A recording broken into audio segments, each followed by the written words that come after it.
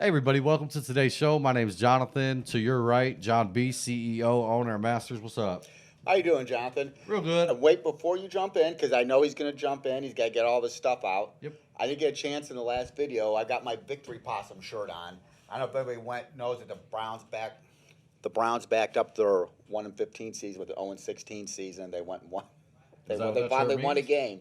It was a Monday night. I think it was against the Ravens, and they caught a possum right before the game started in the stand. And that was the victory possum. It was the first time they'd won in forever. Yeah, I do remember that. Speaking of T-shirts, I got one of the greats here of the game, Walter Payton. Don't have a ton of memories of him. I do remember my mom was a big Chicago Bears fan, so I actually did watch the 1985 Super Bowl. Only real memory I have is just thinking he was a man amongst boys out there. Like, just one heck of a running back. So I wanted to wear my Walter Payton shirt. Shout out to Sweetness. I'm sure a lot of you guys watched him at home too.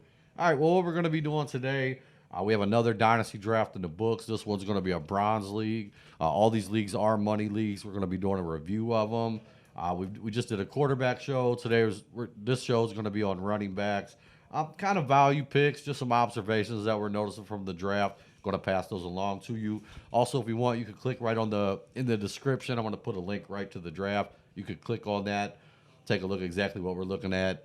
Review the draft for yourself. Also, if you want in the comments, leave us what running back picks you liked or any picks whatsoever. Very much appreciated.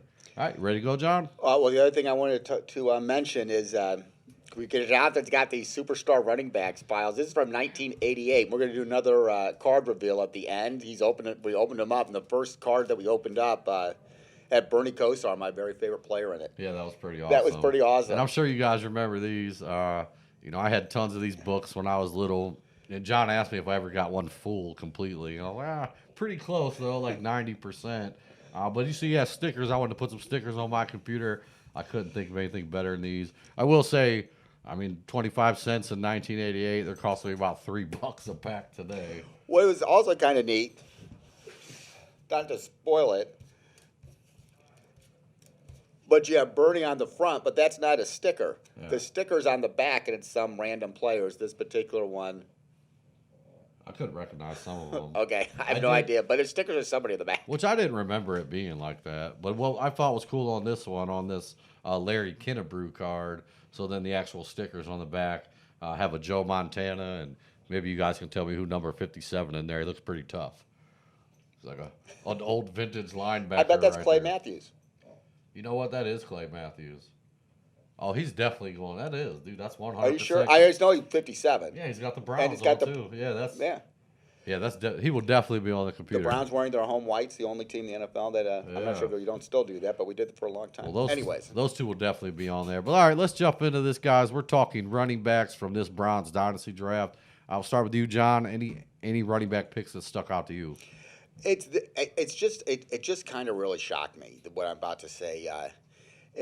You expect it's that in most drafts, especially in one quarterback leagues, you're going to have mostly running backs drafted in the first and second round, and that happened in this draft too.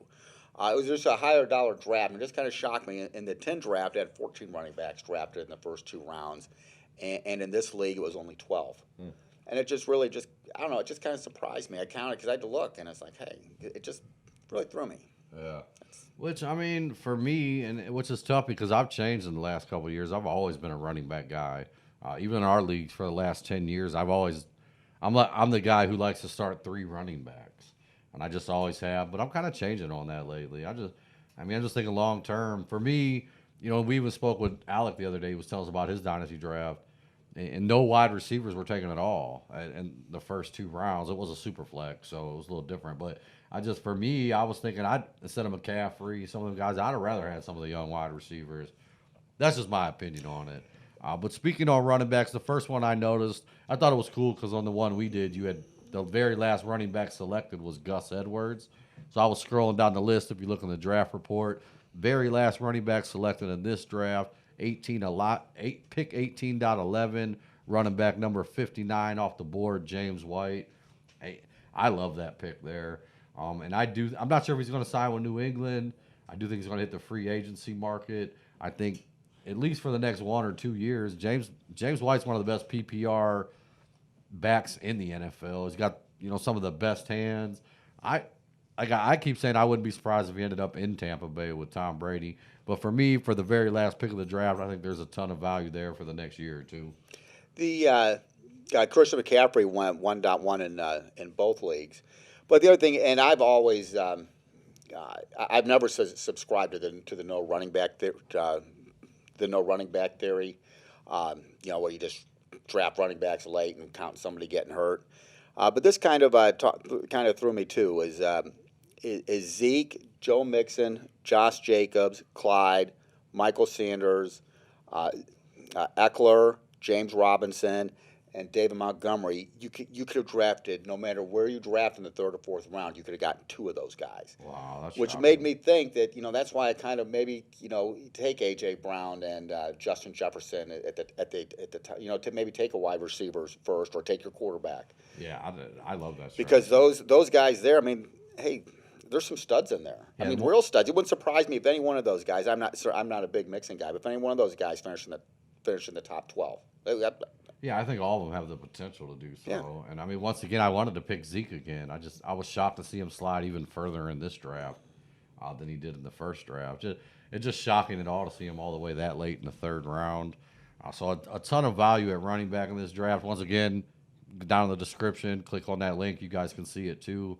My second running back I put on here was going to be Chris Carson, running back 25 off the board, 7.12.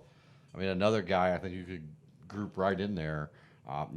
Last year, the injuries, not the best finish, but I mean, if you go back to 2019, 2018, he's a top 10 running back. Yeah.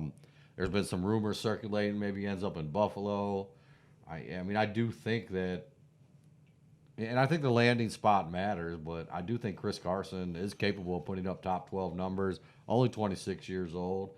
I mean, I think here's a guy who could have pretty late in the draft that I think could get a few good years out of Chris Carson.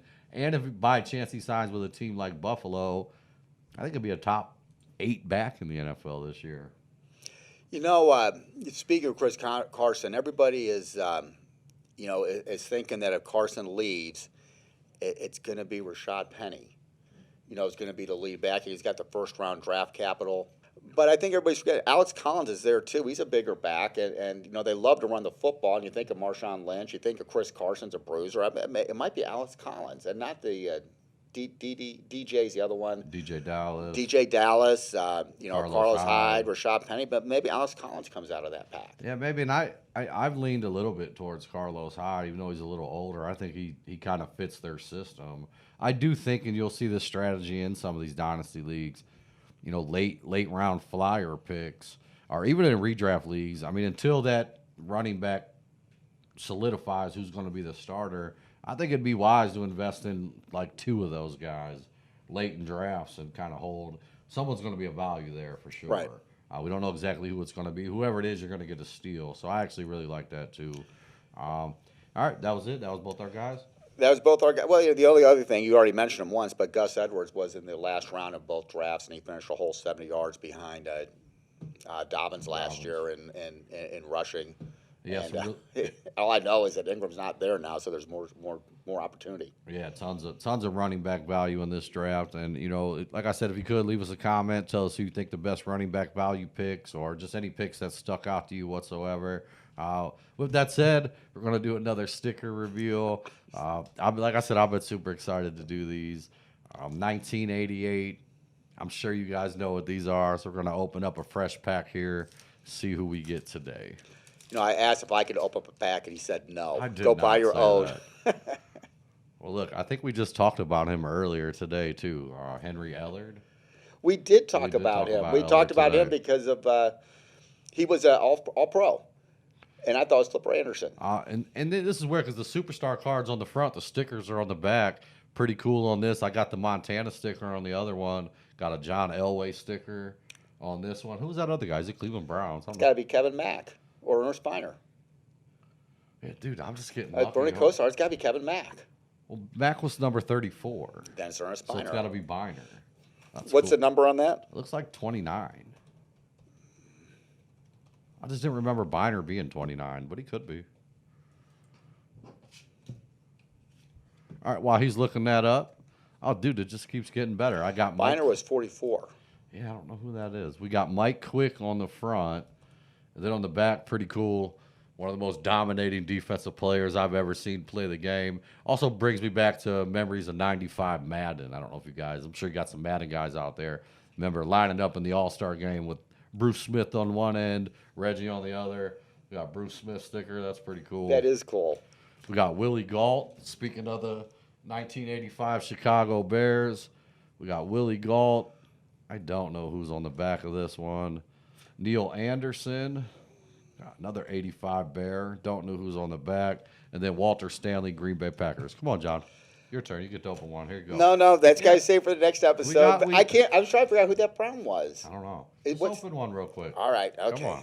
All right. Thank you, Jonathan. You're welcome. Thank you very much. I was thinking of Eric Metcalf at the Ice Cube. Gerald McNeil Gerald was in there. McNeil, yeah. All right. Maybe you guys know who it is at home because I don't know who that is. Okay. This is J.T. Smith. I don't know him. Gosh darn it. Oh, wide receiver for Arizona Cardinals. You could tell me who's on the back there? Probably not. You know, I got the same ones over here. I don't know. Maybe you guys know. I don't know who those two are. I've confirmed for a fact that it's not Kevin Mack Yeah. because Kevin Mack's right there. Oh, yeah, Kevin. Oh, this is We got awesome. Kevin Mack and Bernie. This is too cool. You need to check on eBay for this one. Okay. Oh, yeah, we got the big Joe Montana there. Oh, that's cool. Man. Here's This is another All-Pro. 30 years these things have been waiting to get opened. Eric Dickerson. Oh, yeah. Big Eric Dickerson fan. Now this is kind of unique. You would never guess in a million years who this card is. We've talked about this person recently. I see on the back. There's some big names there. Oh, wow. Another Montana. Two Joe Montanas in the is same cool. pick. So on the back of this one, I'm not sure who that is, but on the back of this one, we get a little Jerry Rice action there with Joe Montana. That's pretty cool with the Montana Rice on the back. I think I mentioned this before. My brother lives on Rice Boulevard in Mississippi, which is where Jerry Rice grew up. That was Really? named after Jerry Rice. Oh, that's And cool. Jerry Rice's brother helped him with his house. Wow, that's awesome. He's a stonemason, I believe. All right, guys, that's going to wrap up this edition of the Dynasty Draft Review of running backs. We'll be back with wide receivers and tight ends, just posted quarterbacks. As always, thank you so much for watching. If you could, hit the like and subscribe button. Also, Fresh Orphans being posted daily. One of the best ways you get into a Dynasty League. You can buy an orphan today and be in a 10-year-old Dynasty League tonight making trades. So top of the homepage, you'll see the orphan link. John's posting new teams every day. Yeah. All right, guys. Appreciate it. Till Thank next you. time.